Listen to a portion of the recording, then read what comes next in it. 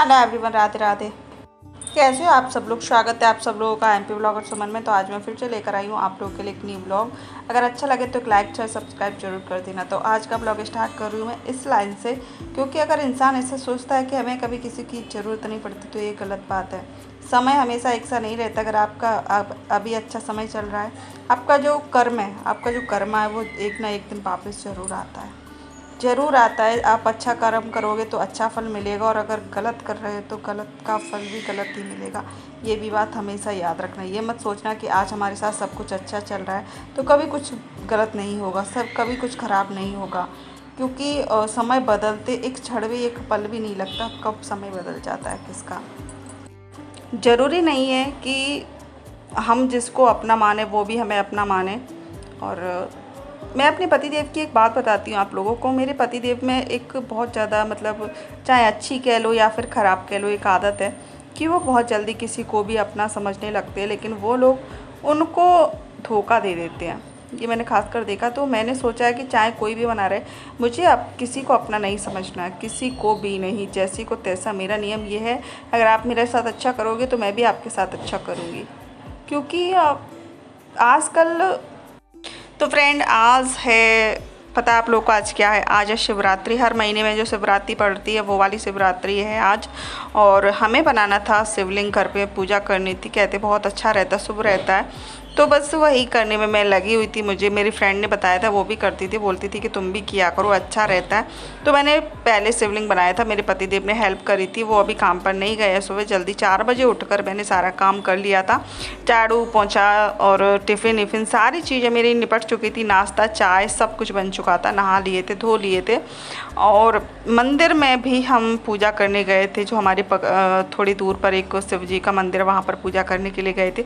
वहाँ से जब वापस आए थे तो हम जो बेलपत्री की पत्ती होती है वो लेकर आए थे।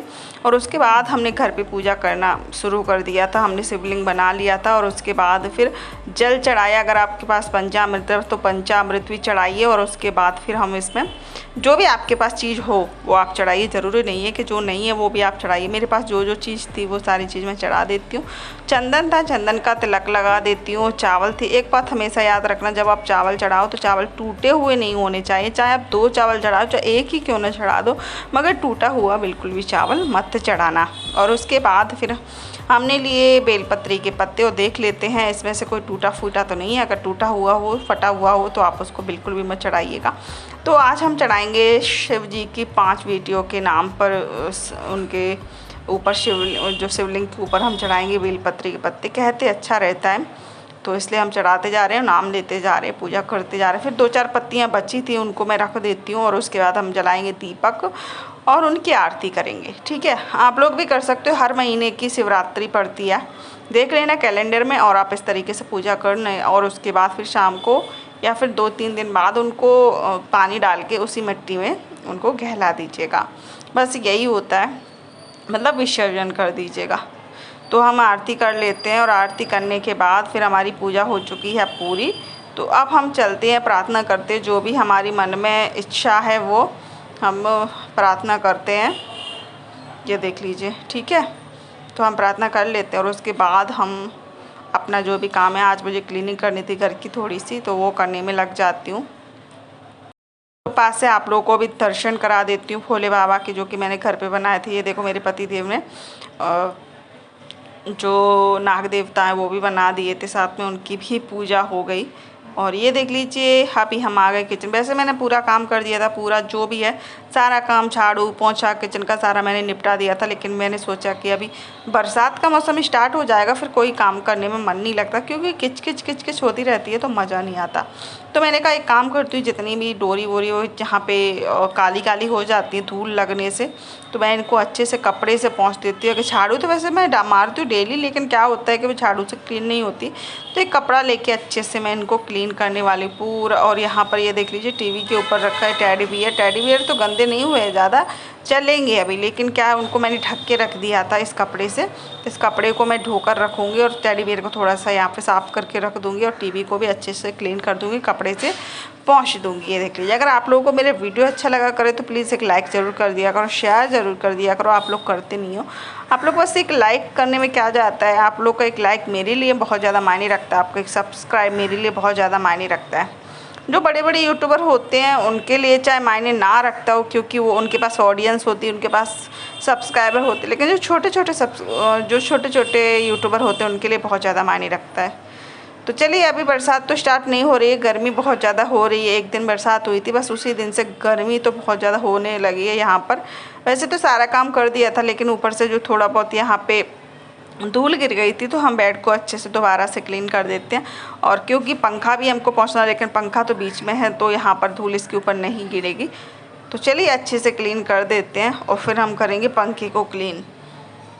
आ गई हूँ पंखे को बंद करके, पंखे को क्लीन करने के लिए। इसको भी अच्छे से झाड़ू से क्लीन कर दूँगी। ज़्यादा नहीं है, क्योंकि मैंने अभी ही 2-4-8 दिन पहले ही मैंने पंखे को क्लीन किया था, तो इतना ज़्यादा कुछ है नहीं, लेकिन फिर भी चलता है ना।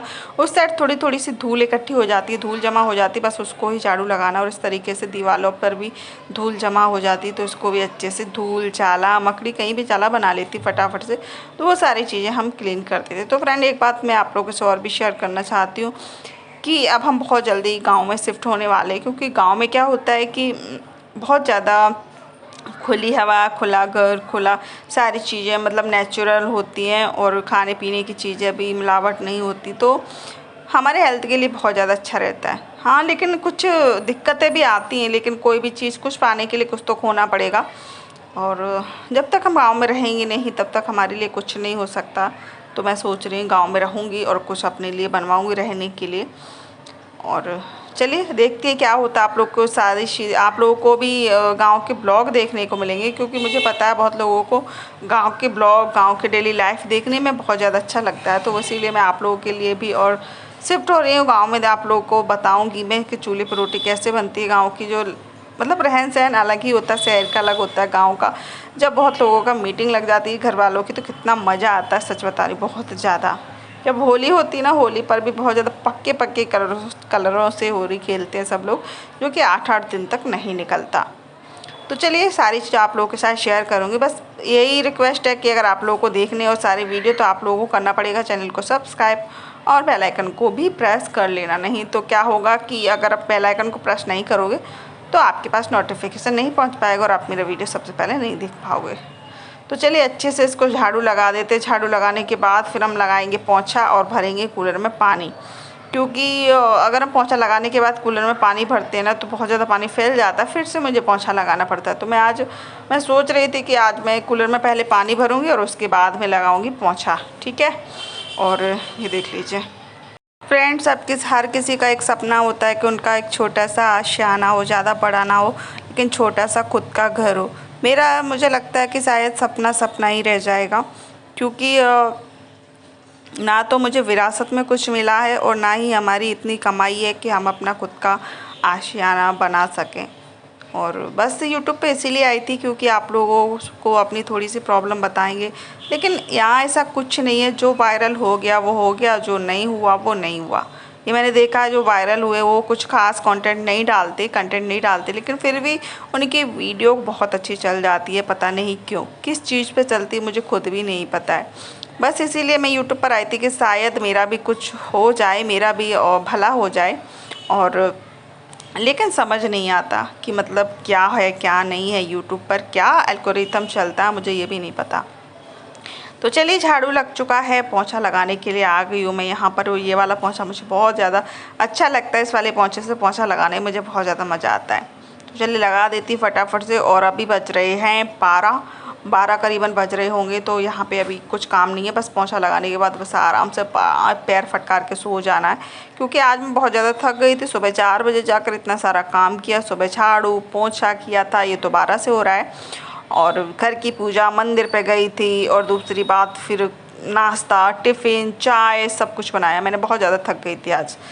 और इस वजह से क्या होता है कि बेड ऐड के नीचे भी अच्छे से क्लीनिंग हो जाती है। बेड हो या फिर अलमारी हो या फिर कोई भी कोना हो, तो आप उसमें अच्छे से इससे क्लीन कर सकते हो। ज़्यादा दिक्कत वाली बात नहीं रहती। नहीं तो हम हाथों से पोंछा लगाते तो अच्छे से हाथ से नहीं पोंछा लग पाता बेड हेड के नीचे। तो चलिए इसको हम यहाँ से पोंछा लगा रहे थे, तब तक हमारी बाल्टी भर गई थी एक। तो मैंने सोचा कि उसको कूलर में डाल देते हैं और फिर वहाँ कूलर के नीचे थोड़ा बहुत पानी फैलेगा ना तो वहाँ पर मैं पोंछा लगा दूँगी। बस मैंने एक ही बाल्टी पानी डाल पाया था कूलर में और फिर यहाँ पे पानी चला गया, बंद हो गया, बाथरूम में पानी नहीं आ रहा था। लेकिन हमारे किचन में एक पीने वाला पानी का जो नल लगा वो डायरेक्ट पानी आता वहाँ पे आ रहा था। तो मैंने खाली बाल्टी लेकर वहाँ पे रख दिया, मैंने कहा भर जाएगी तो वहाँ से मैं कूलर में डाल दूँगी। के बाद फिर मैं आ गई हूँ किचन में पोंछा लगाने के लिए। तो जो भी सामान सेट है उसको मैं उठा के रख देती हूँ। बर्तन वर्तन तो मेरे सारे हो चुके थे, पहले ही मैंने धो के रख दी थी और कुछ मतलब और साफ़ सफाई भी करनी थी बर्तन में, वो भी मैंने कर दिया, वो भी धो दिया। बस पोंछा लगाने को बाकी रह गया था तो जल्दी जल्दी से लगा देती हूँ, अच्छे से क्लीन कर देती हूँ। और जो शंकर जी की हमने पिंडी बनाई थी उसको 2-4 दिन ऐसे ही रहने देंगे, फिर उसके बाद हम पानी डाल के उसी गमले में विसर्जन कर देंगे। फिर अगले महीने पे जब आपकी शिवरात्रि आएगी तो आप फिर से शिवलिंग बनाइएगा और फिर से इसी तरीके से पूजा करिएगा। कहते हैं कि ये वाली पूजा करके आप जो कुछ भी भगवान से मांगते हो वो आपको ज़रूर मिल जाता है। तो बस देखते हैं क्या होता है।